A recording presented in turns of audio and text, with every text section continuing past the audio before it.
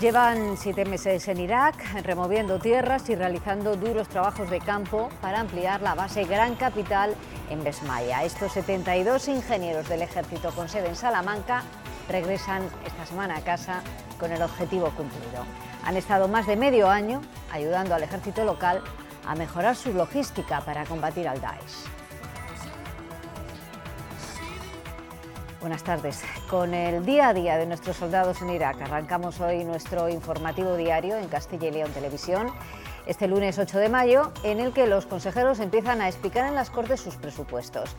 La Economía inaugura la ronda y Pilar del Olmo aprovecha la cita para criticar el reparto de fondos del Estado. Obligada es, señorías, la denuncia una vez más del actual sistema de financiación, que año a año acredita la mala evolución para Castilla y León y otras tantas comunidades autónomas.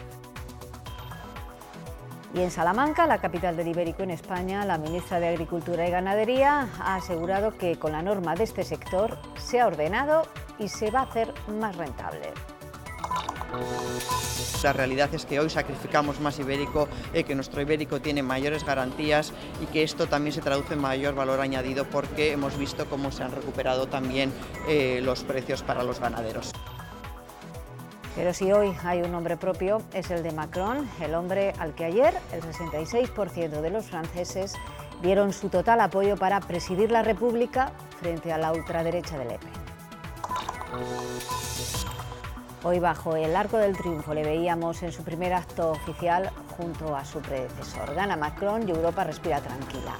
Su próximo reto serán las legislativas. Para entonces tiene que tener listo a su nuevo equipo de gobierno. Esta noche ha fallecido uno de los 7 menores que allí sufrieron un accidente mientras jugaban en un hinchable en un restaurante de Girona. Hemos estado con un propietario de una empresa de este tipo de instalaciones y nos ha contado las medidas de seguridad que se deben tomar. Lo más importante es que esté muy bien anclado y controlar que el aire no cambie de velocidad. También es recomendable que haya un monitor que vigile constantemente. En el caso de ayer, el hinchable salió despedido 40 metros y se elevó por encima del techo del restaurante. Una vez que un hinchable se levanta del suelo, es como una peonza. Se empieza a dar vueltas y es por mucho que pese. Y a veces cuanto más pesa el hinchable, es más difícil todavía pararlo. Además, parece ser que tampoco tenía los permisos pertinentes. Vamos ahora con las previsiones del tiempo de cara a las próximas horas. Andrés, ¿qué tal? Buenas tardes. ¿Qué nos espera? Pues llegan cambios. De momento tenemos tiempo muy tranquilo, calor, pero esa situación va a cambiar. Durante toda la semana parece que necesitaremos el paraguas. Mañana notaremos ese cambio de tiempo por la tarde, con chubascos y tormentas que sobre todo afectarán al noroeste. Allí podrían ser fuertes, el viento también irá arreciando y las temperaturas comenzarán a bajar de momento de forma ligera. Primera comparecencia en las Cortes para explicar los presupuestos. Esta mañana le ha tocado el turno a Pilar del Olmo, consejera de Economía de Hacienda, que además de desgranar las cuentas relativas a su departamento, ha hablado también sobre las líneas generales de un presupuesto que llega con retraso y que tiene en cuenta la situación económica de este año.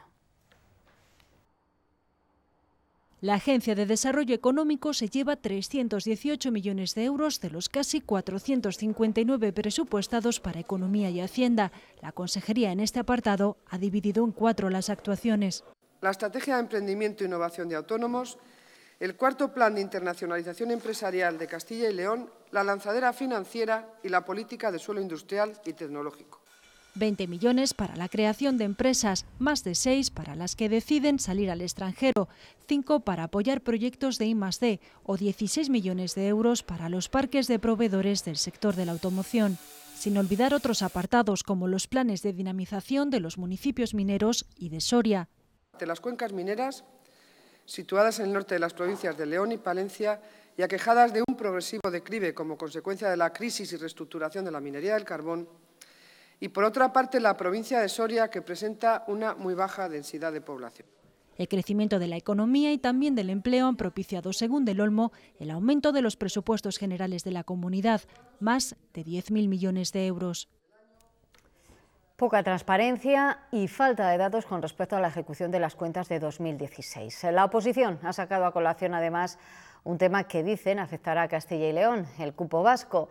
Los socialistas han pedido que comparezca la Comisión de Expertos sobre Financiación Autonómica para que explique cómo va a repercutir esta situación en nuestra comunidad. 5 diputados del Partido Nacionalista Vasco han conseguido 5.000 millones del cupo vasco, mientras que 18 diputados del Partido Popular han conseguido un recorte de 400 millones de euros en inversión del Estado en nuestra comunidad autónoma. Son unos presupuestos que consolidan sobre el año 2010 1.000 millones de euros de recortes. 1.000 millones de euros de recortes que suponen que 1 de cada 10 euros en Castilla y León, en 8 años, no están siendo invertidos en sanidad, no están siendo invertidos en educación. Lo que se dice que se va a hacer no es lo mismo que lo que se hace. Por lo tanto, yo lo que pido y lo que me gustaría es que valorásemos mucho más qué es lo que se ha hecho, comparándolo con lo que se decía que se iba a hacer. Ha habido muy pocas referencias al estado del empleo en nuestra comunidad y ninguna, o a mí al menos, si ha habido alguna se me ha escapado, creo que no ha habido ni una sola referencia al carácter de temporalidad y de precariedad. La consejera ha respondido a las críticas sobre el cupo vasco y sus perjuicios para la comunidad. Del Olmo afirma que no hay un cambio de postura y que se ha de conjugar con otros mecanismos de solidaridad y cohesión. Es un régimen especial que hay que mantener, pero evidentemente que ese régimen tiene que ser solidario con el resto de los territorios del régimen común. Y lo vamos a seguir defendiendo en todas las instancias. Los presupuestos de la comunidad tampoco convencen a Comisiones Obreras, le parecen insuficientes y con la misma estructura y reparto que los de 2012. Reclaman una revisión de la fiscalidad para incrementar los ingresos hasta el 20% del PIB regional en 2020. El gasto previsto en los presupuestos es inferior este año al de 2008, un 17% de ahora por un 18% de entonces. Y se nota, dice Comisiones Obreras, más en sanidad, educación y sobre todo en I+D, la mitad que en 2008. Estructuralmente el presupuesto es igual desde el año 2012. Y eso hay que cambiarlo. Lo que más crece se multiplica por 5 en los últimos 10 años la partida de la deuda, 1.000 millones de euros para un presupuesto de 10.000. Por eso el sindicato propone una revisión fiscal para incrementar los ingresos hasta el 20% del PIB regional.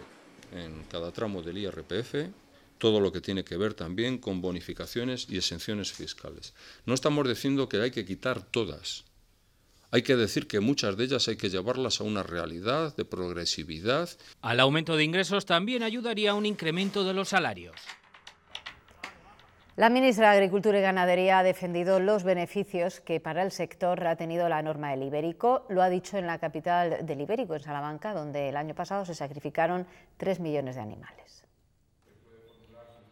Proteger la raza ibérica, dar garantía de calidad y también informar de manera pormenorizada al consumidor. Con este triple objetivo se puso en marcha en 2014 la norma del Ibérico, una demanda de todo el sector que 4 años después ha dado su resultado. Hoy el Ibérico goza de una mejor salud que se traduce en más animales sacrificados y mejores precios para el ganadero. La realidad es que hoy sacrificamos más ibérico, que nuestro ibérico tiene mayores garantías y que esto también se traduce en mayor valor añadido porque hemos visto cómo se han recuperado también los precios para los ganaderos. Garantía de calidad que también refrenda la denominación de origen. La ministra aseguraba que se va a seguir trabajando para impulsarlas. Nosotros en el Ministerio a lo largo de esta legislatura seguiremos trabajando, promocionando, impulsando todo el funcionamiento de las denominaciones de origen. Como digo, son una de las mejores señas de identidad de la calidad de los productos españoles. La ministra de Agricultura también se ha referido a los problemas que está ocasionando la sequía. Aseguraba que el Ministerio tiene en marcha medidas de apoyo económico a los agricultores y que además cada 10 días se va a reunir el grupo específico del Ministerio dedicado a este asunto para abordar la evolución. La Diputación de León mediará entre las organizaciones agrarias y las administraciones autonómica y nacional para que tomen medidas que palíen la penosa situación del campo leonés. Asolado por la sequía y las heladas, la situación, aseguran, está en un punto de no retorno. La institución provincial se compromete a aprobar una moción para pedir ayudas directas pedir además una moratoria en pagos y préstamos y aprobar exenciones fiscales. Las organizaciones agrarias temen que la situación todavía empeore más. Nos daremos cuenta dentro de unos meses de lo que estamos hablando. Cuando el agricultor no haya podido sembrar, cuando no se pueda regar, si la situación se mantiene así, a ver cómo ver pasar el agua por delante de tu casa y no regar. Yo estoy viendo que se nos puede convertir la campaña en un conflicto muy grande y sabéis que siempre las guerras del agua han terminado mal y es muy triste y lamentable que igual cuando llegue agosto veamos 60 o 70.000 hectáreas de esta provincia cómo se seca. Los ayuntamientos y diputaciones con parques de bomberos profesionales han analizado hoy la propuesta de la Junta para unificar las condiciones de estos funcionarios. El Gobierno regional ha propuesto firmar un convenio con cada entidad local, pero el PSOE exige una ley de homologación como se hizo con los policías locales.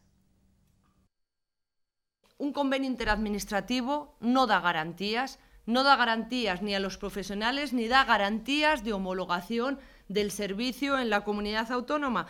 Estos funcionarios públicos llevan muchos años reclamando a la Administración autonómica el marco de una ley que establezca todas sus condiciones.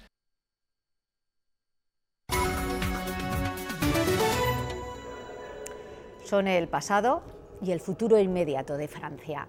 La mañana siguiente a su victoria electoral, Emmanuel Macron ha participado codo con François Hollande esta mañana en París en la conmemoración de la victoria en la Segunda Guerra Mundial.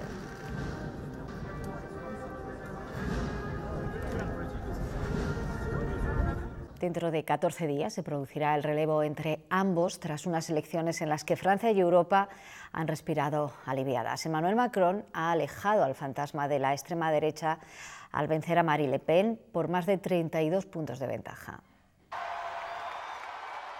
Miles de personas lo han aclamado junto al Museo del Louvre entre los acordes del himno europeo. Después de una victoria que significa más que un triunfo en las elecciones francesas. Haré todo lo que pueda durante los próximos 5 años para que nunca más nadie vuelva a encontrar razones para votar a los extremistas.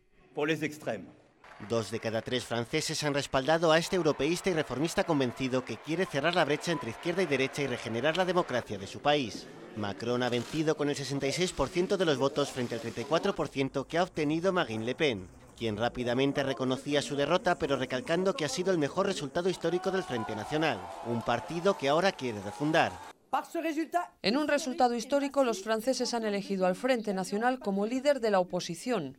Lo resaltaba esta noche la política de ultraderecha, aunque eso aún está por ver. Después de las presidenciales, los franceses renovarán su parlamento en otras elecciones el 11 y el 18 de junio. Una prueba de fuego para Macron y su partido de apenas año y medio de vida y sin presencia aún en la Asamblea Nacional, aunque parte como favorito según los sondeos.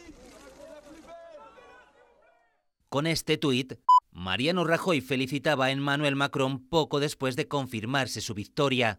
Ya hoy, la vicepresidenta del Gobierno habla de buena noticia, tanto para España como para Europa. Hay que hacer un análisis muy positivo de esto y además, pues eso nos permite dar la confianza de los europeos en el proyecto de la Unión. En Ciudadanos, el partido que más se identifica con el de Macron, vivían su victoria anoche entre gritos de alegría y aplausos.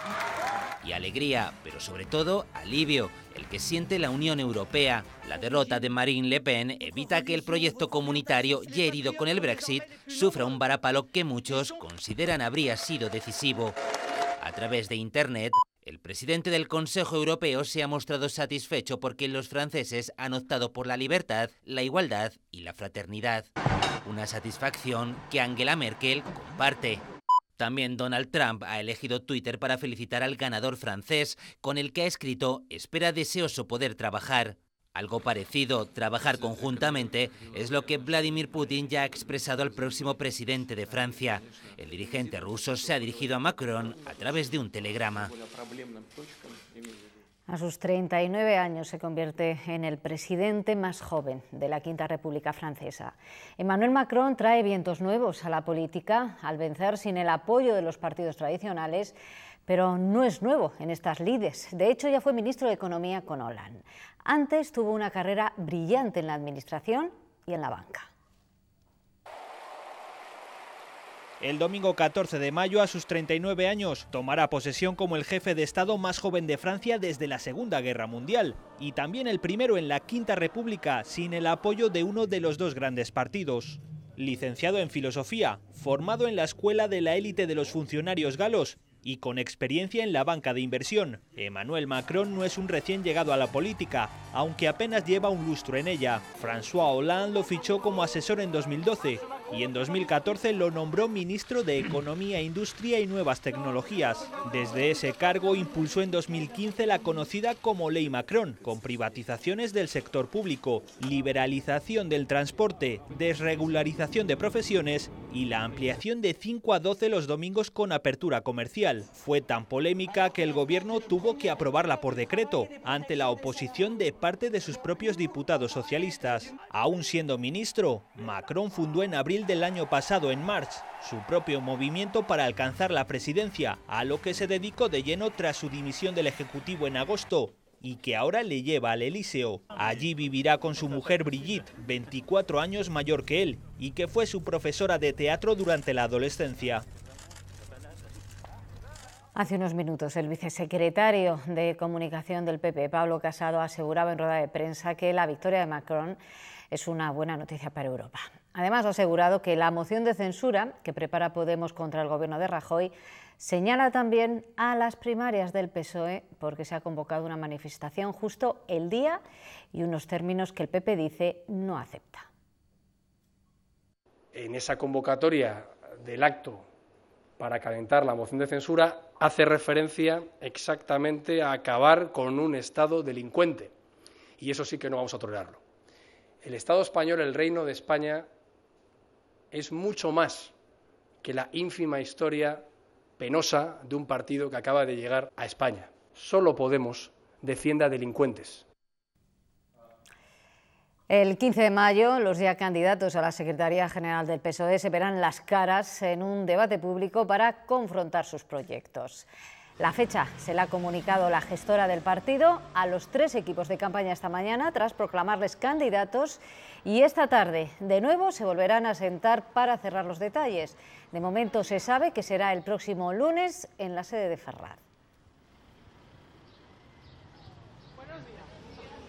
No tenemos miedo, nosotros mucho agradecimiento a los casi 60.000 militantes que nos han apoyado. No teníamos problema en el día, lo que sí queríamos es conocerlo ya para poder cerrar la agenda. Queremos más de uno, por supuesto que sí.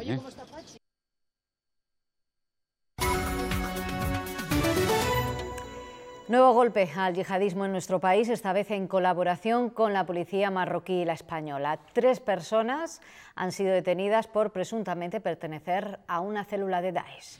2 de los arrestos se han producido en Badalona y Salou y el otro en Tánger. Todos eran de nacionalidad marroquí y habían afirmado ser mártires. También estaban esperando para hacer la yihad en lugares de conflictos como Siria o Irak. La lucha contra el terrorismo islámico no se detiene y en ella Castilla y León está teniendo también su protagonismo. Desde el pasado mes de octubre, una unidad militar de ingenieros procedentes de Salamanca está en la localidad iraquí de Besmaya. Han realizado labores de mejoras en la base Gran Capital, que alberga a unos 300 militares españoles. Ahora llega ya el momento de volver a casa. Han sido casi 7 meses entre excavadoras, camiones y apisonadoras. 72 militares del Regimiento de Especialidades de Ingenieros han cambiado durante este tiempo su sede de Salamanca por el paisaje semidesértico de Besmaya. Su objetivo, ampliar y mejorar la base Gran Capitán. Hemos ampliado la base en su superficie casi al doble de lo que nos hemos encontrado. También hemos construido una nueva zona de vida y hemos construido también unas redes, tanto de suministro de electricidad como abastecimiento de agua como saneamiento. También han mejorado las medidas de seguridad de esta base, en la que 300 soldados españoles instruyen al ejército iraquí en su lucha contra el Daesh. Sin embargo, su mayor enemigo en este tiempo ha sido el clima. Durante el periodo de tiempo invernal hemos sufrido lluvias torrenciales que nos han dificultado nuestros trabajos de movimiento de tierra, y ahora últimamente estamos sufriendo altas temperaturas que al mismo tiempo nos lo están poniendo un poco difícil. A día de hoy, Irak sigue siendo un país en guerra, algo que también ha afectado a su trabajo. Otro problema que hemos tenido han sido los suministros de material, que debido a que la zona, que no hay que olvidar que es un país que está en unas condiciones de conflicto, pues son difíciles. Los ingenieros de Salamanca están ya a punto de volver a España. Lo hacen, eso sí, con la satisfacción del deber cumplido. También desde Irak nos llegan estas imágenes, son las de uno de los voluntarios españoles que luchan contra el Daesh en un grupo internacional bajo el mando kurdo en una zona cercana a Siria y Turquía. Manuel Martín es militar retirado y cuenta que en el grupo hay al menos otros 3 españoles que han decidido batallar por su cuenta en esta guerra, que también consideran suya. Se encuentran prácticamente cercados y denuncian bombardeos a su posición por parte de Turquía, dicen debido al odio que el presidente Erdogan tiene hacia el pueblo kurdo. España no está cumpliendo su compromiso de acoger a refugiados. La cifra fijada era dar un nuevo hogar a más de 17.000 personas en 2 años. Ya hasta el momento solo han llegado alrededor de 1.300 personas. Las ONG se quejan de la lentitud del Gobierno y de Europa para dar una salida a los miles de refugiados que esperan una vida mejor. Las vemos todos los días. Son imágenes de la guerra de Siria. El Papa denunciaba que los campos de refugiados son campos de concentración. Oxfam Intermón ha puesto en marcha una campaña de firmas para denunciar la pasividad a la hora de acoger refugiados. Países europeos estamos yendo tremendamente despacio. Cifras como la española, en Inglaterra 3.000, en Francia poquito más que en España. Al final son cifras que resultan irrisorias. El gobierno da pasos, aunque lentamente, y ya han anunciado que concederán más plazas de protección internacional. Hace mucho tiempo andaba en torno a las 4.000, esto cambió a 6.000 y la nueva propuesta está en como mínimo 8.000. El año pasado, de las casi 16.000 solicitudes de asilo que se cursaron en España, más del 30% fueron denegadas, mientras ellos siguen muriendo para salir de su infierno, un infierno que nos muestran cuando llegan. Pues gente que a nivel psicológico viene realmente muy tocada, entonces es necesario trabajar de manera tanto individual como integral en el caso de las familias. Cuando consiguen pisar suelo europeo, una red de protección se pone a funcionar. El principio es muy difícil porque llegan a un centro de acogida donde hay un personal técnico que les marca cómo tienen que vivir. Deben aprender el idioma y conseguir un trabajo rápido porque el tiempo de ayuda se acaba. Tienen entre 18 y 24 meses para ser completamente independientes. Hola, buenos días. Como cada día, Eric llega a su clase de español. Lleva menos de un año estudiando y se defiende con soltura en nuestro idioma. Hace casi 4 años que abandonó Camerún. Tenía miedo por mi vida, decidí salirme de ahí. Entonces empezó un duro camino. 3 años duró su periplo hasta que llegó a España con un sueño. Tener un trabajo, estaba como todo, una vida normal. Más de 25 veces intentó pasar el estrecho desde Marruecos. Finalmente lo consiguió remando en una barca hinchable. Ahora hace prácticas en este restaurante, mientras espera que se resuelva su solicitud de asilo. Ellos trabajan y les das una oportunidad, se sienten realizados y eso es bueno, porque viniendo de situaciones tan complicadas es importante. La resolución puede tardar incluso 2 años en salir. A él tan solo le quedan 3 meses de ayudas, aunque eso no es lo más duro de ser refugiado. Cuando estoy en la calle veo la gente caminando en familia y todo eso, me siento un poco como porque si estoy solo aquí, no tengo nadie. Aún así se considera una persona con suerte. Dice que la vida le ha dado una oportunidad y tiene la esperanza de que las cosas le salgan bien en el futuro. Bien. Bien, ¿estás contento? Sí. La Junta ha firmado hoy un convenio con las entidades sociales de la comunidad. Con la rúbrica, la Administración se compromete a que el año que viene estos organismos vuelvan a recibir el mismo dinero que este año de la casilla del IRPF. Este ejercicio han sido 20 millones que se han destinado a financiar 350 proyectos. Nos permite, sin duda, garantizar a las entidades de Castilla y León que van a recibir los mismos fondos en los mismos programas dentro de las negociaciones que nosotros tenemos que tener con el Estado. Lo que queremos es seguir pudiendo llevar a cabo esos proyectos y seguir llevando esa solidaridad de todos los castellanos leoneses y de todos los españoles que quieren dar ese dinero para estas personas que lo necesitan.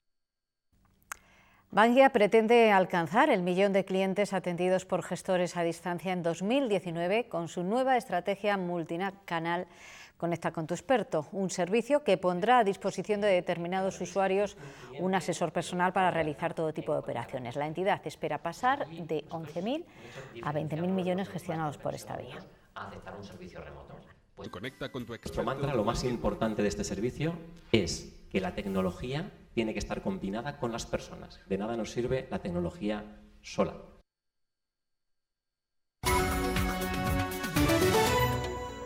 Anoche falleció la niña de 6 años herida junto a otros 6 menores en un accidente en un castillo hinchable en Gerona. 5 niños continúan ingresados, 3 son muy graves pero estables en cuidados intensivos. El accidente se produjo en este restaurante mientras sus familias comían el domingo. Por causas que se desconocen, el hinchable se elevó por encima del techo del restaurante y se desplazó 20 metros. Los niños de entre 3 y 11 años salieron despedidos.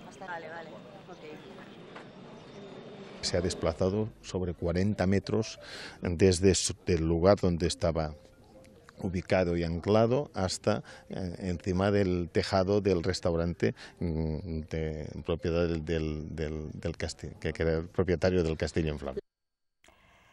Los Mossos investigan ahora si la causa del accidente fue un mal anclaje o una explosión. No es el primer accidente. En los últimos 15 años han muerto 3 niños y medio centenar de personas han resultado heridas en este tipo de instalaciones. Cada vez son más habituales en celebraciones infantiles. No es frecuente, pero en Internet podemos ver algún castillo volando. Para evitar accidentes, en esta empresa de hinchables de Valladolid tienen un requisito ineludible, un responsable al cargo. Porque si ese monitor está presente y ve que está cambiando el tiempo en ese momento, rápidamente para los motores y ese hinchable cae. La fabricación e instalación de hinchables tiene que cumplir con esta normativa. Obligatorio anclajes con picas al suelo y vientos para las que tienen mayor altura. Estos castillos pueden pesar entre 100 y 200 kilos. Vemos que es un día que hace viento y el viento es un poco fuerte, más de 35 km/h, por ejemplo. Lo más normal sería el sentido común que nos diga que no debemos montar el hinchable, ¿no? Un castillo con tobogán de un tamaño similar a este ha protagonizado el accidente de Gerona. Por sus características es muy difícil que explote. Es material que no es estanco, a través de las costuras suelta aire, entonces se le mete unos motores y de hecho además en la dimensión de las mangas del propio hinchable no te deja meter motores más dimensionados. Las fuentes de alimentación tienen que estar separadas y fuera del alcance de niños. Además está especificado cuántos menores pueden subir, una red de medidas para que la seguridad garantice la diversión. Hace no demasiado parecía una auténtica ciencia ficción, pero hoy ya es una realidad médica. La investigación con células madres está permitiendo mejoras para recuperar o regenerar tejidos en ámbitos como cardiología, oftalmología y también oncología. Hace 10 años se creaba el Centro en Red en Castilla y León y en ese tiempo ha impulsado una gran mejora en este campo.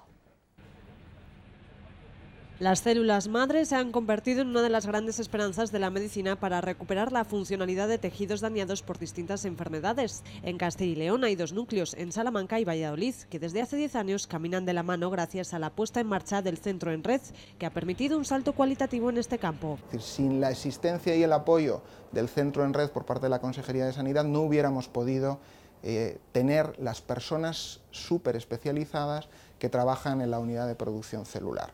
Esto es un requisito clave, hay que tener un grado de especialización alto para poder trabajar en estas unidades de producción celular.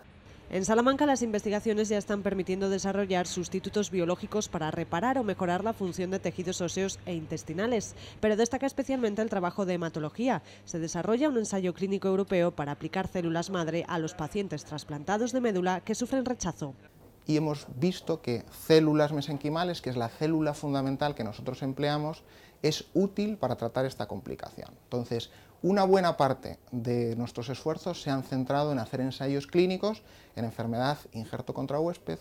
7 grupos especializados trabajan en distintos ámbitos desde la coordinación, gracias a este Centro en Red que acumula una inversión cercana a los 10 millones de euros. La industria del videojuego se encuentra en pleno proceso de expansión. El crecimiento del sector es imparable y también la demanda de profesionales. Para dar respuesta a estas oportunidades, la Universidad Isabel I será pionera en la implementación en el grado de Ingeniería Informática de esta especialidad denominada Diseño y Creación de Videojuegos. El Ya te lo pagaré ha pasado a la historia. Ahora puedes enviar o recibir dinero al instante con la nueva app España Duero Pay. Descárgatela ahora. Infórmate en tu oficina España Duero. Más del 60% de las empresas de videojuegos que existen en nuestro país se han creado durante los últimos 5 años. Para el próximo 2019 se prevé que la industria del videojuego alcance una masa laboral de 10.000 empleados. En Burgos, la Universidad Isabel I formará a los estudiantes con una nueva especialidad: diseño y creación de videojuegos. Y luego tendría que hacer las prácticas en empresas también de videojuegos y el trabajo fin de grado también en videojuegos. Eso significa prácticamente un año entero de especialización en videojuegos. Otra de las grandes salidas es la adaptación del videojuego de ocio al formativo o terapéutico. Ahora mismo, y sobre todo en el online, mucha de la formación se intenta hacer a través de juegos, no solamente la formación clásica. Y se está utilizando también terapia con mayores. Puede ayudar a personas con discapacidad o con algún tipo de necesidad especial, pues a desarrollar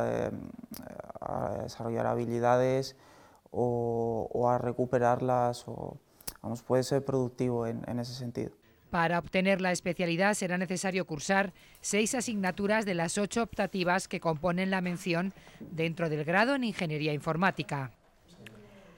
Yo, José Zorrilla, así se titula la nueva obra de Ramón García Domínguez, que se ha presentado hoy en la Feria del Libro de Valladolid y que está dirigida a todos los públicos. Se trata de una biografía novelada en la que se narra la vida del poeta en primera persona. Los alumnos del Colegio León Felipe han sido los primeros en conocerla gracias a una representación teatral.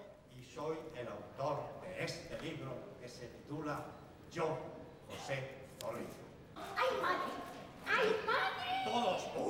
Y nos vamos con arte, con una exposición Transvenecianas. Es la última propuesta artística del pintor leonés, afincado en Burgos, Isacio de la Fuente. Una muestra de gran formato en la que destacan sus enormes murales en horizontal. Con ella nos vamos. Adiós. Pintor leonés afincado en Burgos, Isacio de la Fuente nos muestra un viaje artístico apasionante. Guiado por la creatividad, nos ofrece su obra más comprometida, fruto de la innovación y el deseo de dialogar con el público. De lo que vivo pinto, o sea, no pinto para vivir. Entonces, todas las sensaciones, todas las emociones buenas, el amor, las guerras, todo lo que me rodea me llena. Si me toca la fibra, lo represento. En cuanto a la técnica, destacan los grandes murales en horizontal, obras que no ha podido ver en plenitud hasta su inauguración. El drama de la inmigración, la mercantilización del arte o los campos de concentración son parte de sus reflexiones. Transvenecianas es un proyecto más bien conceptual, como todos los que hago, que tiene esa veneciana, que es una persiana, un modelo de persiana, pero como todas es el juego de ver, de entrever a la persona. Un proyecto expuesto en 3 sedes, el Arco de Santa María, el Monasterio de San Juan y Círculo Central. Un itinerario por mundos reales e imaginados de un artista comprometido con su tiempo y su entorno.